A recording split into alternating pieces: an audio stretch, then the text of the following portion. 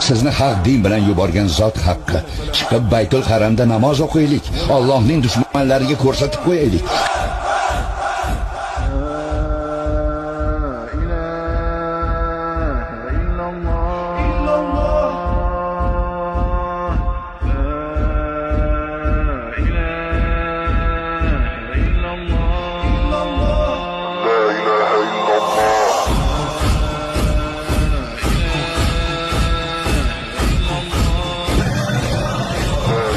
To'xta.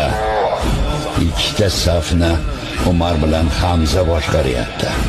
Aqlli ham, ahmoq ham ularga yaqinlashmaydi.